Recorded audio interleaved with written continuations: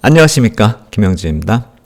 미국의 2분기 회계 결산하고요. 또 이제 3분기 자금 조달 계획까지 이제 확정된 수치가 어제 나왔기 때문에 그거 한번 검토해 보고요. 그것이 자금 시장에 또 얼마나 영향이 있을지 그것도 한번 생각해 봐야 될 것 같습니다. 그리고 더불어서 이제 향후 경제 전망까지 나왔는데 거기서 이제 모던 서플라이 사이드 이코노믹스 이게 나오거든요.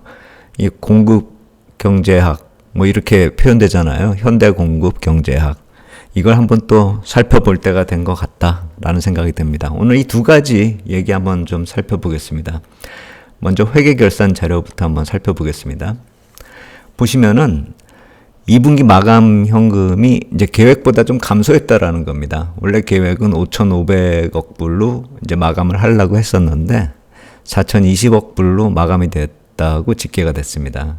근데 여기 왜 이렇게 감소가 됐는지 이렇게 좀 살펴보면은 1,480억 불이나 감소된 그런 상황인데 2분기 국채 발행 계획이 좀 690억 불 정도 줄어들었습니다. 7,260억 불이 계획이었는데 실제는 6,570억 불이 발행이 돼서 여기서 690억 불이 차이가 나고 그래서 이제 그 나머지 금액은 국채 발행 감소 플러스 세수 감소하고 지출이 좀 증가했다. 이렇게 집계가 되고 있거든요. 그래서 그러한 요인들을 감안해서 이제 현금이 좀 줄어들어서 그걸 이제 뒤에서 이번 분기에 3분기에 좀 현금 보유량을 좀 늘리면서 또 국채도 발행 덜 된 것까지 추가로 발행하면서 부담이 좀 들 수 있는 그런 상황이 됐다라는 점을 우리가 봐야 될 것 같아요.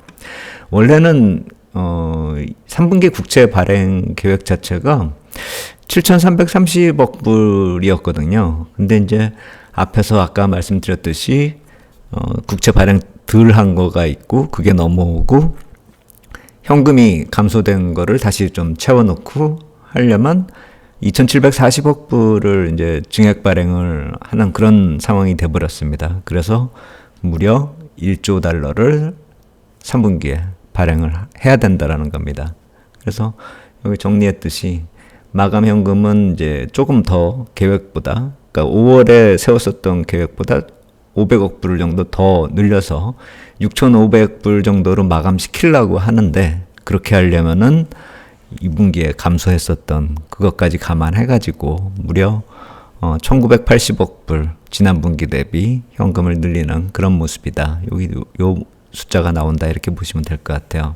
그래서 지금 현금 얼마 뭐 이렇게 증액시키냐 뭐 2분기에 부족했던 걸 3분기에 늘리느냐 뭐 이거는 사실 우리가 크게 신경 써야 될 일은 아닌데 그럼으로 인해서 국채 발행을 너무 많이 해야 되는 그런 상황으로 또 진입하고 있다라는 점을 봐야 됩니다. 그래서 그걸 그림으로 이렇게 그려봤습니다. 여기 이 상황은 팬데믹 때의 그 발행 급증한 그런 모습이기 때문에 이건 좀 예외적인 상황이다 이렇게 놓고 보시면 되겠고 그 이후 상황을 이제 좀 비교를 해야 될 텐데 이번 3분기하고 4분기가 좀 키가 많이 좀 커져 있는 그런 상황입니다. 그래서 유동성이 좀 부담이 된다 이겁니다. 국채 발행이 증가되는 그런 상황인데 1조 달러를 뭐 한 분기에 발행이 돼야 되기 때문에 이거는 뭐 거의 팬데믹 당시 그 충격들 뭐 그 정도 규모하고 거의 비슷한 그런 상황이 돼버렸다. 2분기에 좀 너무 적게 발행해가지고요. 이제 그렇게 좀 보셔야 될 것 같고 더 중요한 건 이제 국채 발행이 이렇게 증가를 하는데 패드 쪽에서는 또 국채 보유량을 줄여야 되잖아요. QT를 해야 된다라는 것이죠. 그리고 해외 투자자 쪽이 이제 계속 지속적으로 좀 참여를 해야 되는 그런 숙제가 또 남기 때문에 이렇게 국채 발행 증가되고 QT도 더불어서 진행돼야 되고 해외 투자자가 같이 들어와 줘야 되는 그런 상황이기 때문에 숙제가 많다. 우리가 점검을 해야 될 게 많다. 좀 이렇게 봐야 될 것 같습니다. 옐런 장관이 이런 계획을 확정하기 전에 중국을 다녀온 이유가 또 이것하고도 또 연관이 되는 것 아닌가 이렇게 확인되지 않는 또 의심을 할 수밖에 없는 상황이 돼버린 거는 수치 보니까 또 그럴만하다라는 생각이 드는 것이죠. 그래서 향후에 해외 투자자 동향은 계속 좀 지켜봐야 될 것 같다 이렇게 생각이 됩니다. 국채 발행이 많이 늘어났다는 점을 우리가 좀 주목하자 그렇게 좀 정리하면 될 것 같고요. 다음은 2분기 경제보고서 요약 쪽을 한번 살펴보도록 하겠습니다. 영어로 이제 잔뜩 이렇게 써놔 있는데 이게 우리가 보통 FOMC 회의 때 이렇게 항목별로 나오는 그런 내용하고 거의 유사하기 때문에 이 전체적으로 이걸 다 따져서 자세한 내용을 살필 필요는 없다라고 생각이 됩니다. 왜냐하면 FOMC 회의 때도 이 자료를 비슷한 자료를 우리가 봤기 때문에요. 그래서 요약본 정도를 한번 살펴보고 그리고 나머지 결론 쪽으로 한번 넘어가겠습니다. 실질 GDP하고요, 노동시장하고 인플레이션하고 그리고 이제 이렇게 좀 리스크 요인 같은 거 이런 걸 좀 살펴보는 그런 항목들로 구성이 되어 있는데 우리가 내용은 사실 생소하지가 않습니다. 잘 좀 익숙할 만한 그런 내용입니다. 실질 GDP가 4분기 연속 성장해서 1분기보다 좀 소폭 증가했다. 이렇게 내용 정리될 수 있겠고 노동시장은 완만하게 냉각되는데 구인 수요가 여전히 견고하다. 그리고 인플레이션은 주택 임대료하고 기타 핵심 서비스에 대한 인플레이션이 서서히 완화되고 있어서 연착륙을 향한 길이 실행 가능할 것 같다. 이런 얘기가 이제 나오는 것이고 다만 이제 여기서 지정학적 리스크, 전쟁 리스크 이런 거 있잖아요. 그래서 공급망이 또 문제가 생긴다면 가격 압력이 다시 가중될 수 있다. 이거는 좀 중요한 역풍의 직면에 있는 그런 상황이다. 리스크 요인도 있다 이 얘기죠. 근데 중요한 것은 지금까지 대부분의 경제 지표가 고무적으로 진행이 되고 있고 경제 리세션 얘기가 계속 나오고 있지만 단기 수축을 암시하지 않고 있다. 그래서 제조업 부문에 좀 약점이 있긴 있다. 제조하고 산업 생산 쪽에 두 가지 지표가 좀 안 좋은 점이 있는데 이 MBER 미국 경제연구소죠. 이쪽에서 경기 변동 측정을 위해 사용하는 다른 지표들 현재까지는 괜찮게 성장을 하고 있는 그런 모습이다. 이렇게 결론을 내고 있어요. 우리가 이 MBER에 대해서 미국 경제연구소죠. 그래서 이쪽에서 이런 여러 가지 지표들을 가지고서 리세션을 결론을 내기도 하고 하는 그런 기관이다. 이렇게 보시면 될 텐데 이쪽에서 집계하는 그런 자료들 중에서 전부 다 좀 안 좋은 건 아니다. 그리고 회복되는 거가 더 많다. 한 두 가지 정도가 안 좋다. 이런 정도로 정리한 걸로 우리가 좀 보면 될 것 같다. 이런 생각이 듭니다. 그리고 그 결론 부분부터 이렇게 생각해 보면 여기서부터 좀 중요한 내용이 나오기 시작합니다. 보시면은 미국 경제는 바이든 대통령의 경제 계획과 또 옐런 장관의 현대 공급 측면 경제학, 이 모던 서플라이 사이드 이코노믹스 이게 나오기 시작하는 거죠. 그래서 지난 2년 반 동안 미국 행정부가 비용을 낮추고 우리 경쟁력을 강화하기 위해 상당한 투자를 했고 이러한 투자가 경제적 잠재력을 높이고 위험에 대한 우리 경제의 탄력성을 높일 것이다. 긍정적인 요인을 말씀을 하시긴 했는데 여기서 이제 모던 서플라이 사이드 이게 왜 언급됐는지를 한번 또 생각을 해봐야 된다라는 것이죠. 우리가 가만히 생각해 보면 이 통화정책회의하고 지금 금리 인상되는 그 사이클 자체가 우리는 어떻게 보면 허겁지겁 올리면서 막 금리를 올려가지고 물가를 겨우 잡내 만에 막 이런 식으로 지금 쫓아가는 듯한 그런 모습이 보이고 있는 그런 상황이긴 한데 어떻게 보면은 경제 정책상으로 하나의 좀 충격요법을 써서 지금 좀 제로금리 상태에 있으면서 저성장이었었던 그런 상황을 좀 타개하는 그런 모습으로 진행하고 있는 것이 아닌가.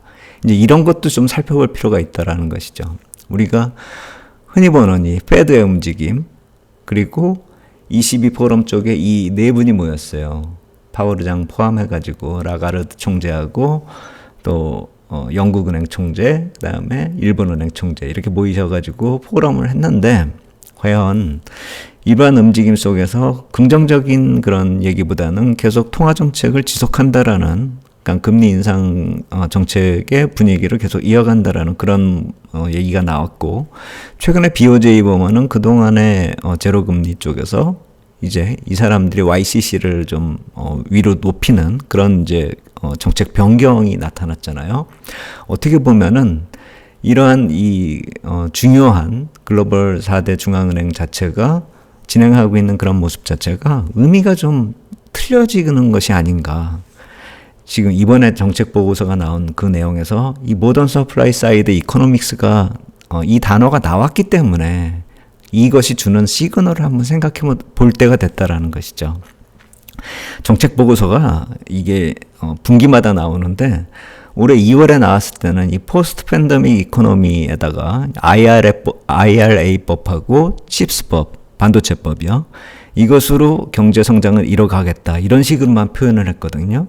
그다음에 그 다음 분기 5월 달에는 이 인베스트먼트, 충격을 벗어나기 위한 투자, 이거에 대해서 지금 계속 강조를 했었거든요. 그러면서 실질적으로 정책상으로는 리쇼어링하고 프렌드쇼어링의 개념을 도입하기 시작했죠. 근데 결정적으로 이번 분기에는 모던 서플라이 사이드 이코노믹스를 거론하기 시작했다라는 것이죠. 어떤 스토리에 있어서 결론적으로 이렇게 흘러가고 있는 듯한 그런 느낌이라는 것이죠. 그러니까 모던 서플라이 사이드 이코노믹스는 또 그것만 얘기를 하려면 또 너무 복잡하기 때문에 한번 잘 좀 생각을 정리를 좀 할 필요가 있어 보이는데, 한마디로 저금리 상황에서 벗어나서 어느 정도 금리를 높여주고 또 임금도 같이 상승시켜가지고 소비를 촉진시킨다, 이런 개념 쪽으로 가는 것이거든요.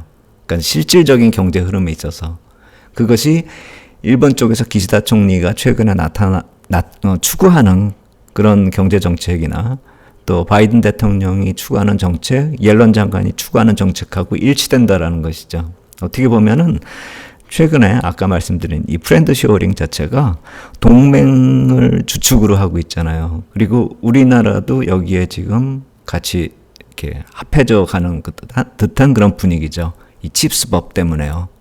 IRA도 당연히 상관이 있고요. 그래가지고 이번에 일본하고 미국하고 또 한국하고 이렇게 미국에서 3자 정상회담까지도 연속선상에서 좀 해석을 할 필요가 있는 것이죠. 왜냐하면은 칩스법을 위해서 또 이런 모던 서플라이 사이드 이코노믹스 쪽에 연관이 되려면은 동맹 간의 또 협력이 필요하기 때문이다, 이렇게 해석할 수가 있는 것이죠. 그래서 왜 모이냐 뭐 이런 식으로 생각할 것이 아니라 그 배경 요인으로 이러한 논리가 지금 작용되기 시작했다라는 점도 우리가 놓치면 안 될 것 같습니다. 이런 것이 공개된 다음에 일정상으로 놓고 봤을 때 그러한 또 정상회담이 연속선상에 있다라는 점도 우리가 좀 주목할 필요가 있는 것이고요. 포인트 한번 살펴보겠습니다. 3분기 국채 발행 부담이 많이 증가했습니다. 그렇기 때문에 우리가 이제 발행 때마다 좀 걱정을 하고 잘 발행이 되는지, 그리고 충격을 주는 것은 없는지, 이거 좀 점검을 계속 해야 될 것 같아요. 외국인 투자자 참여도도 계속 확인을 해야 될 것 같고요.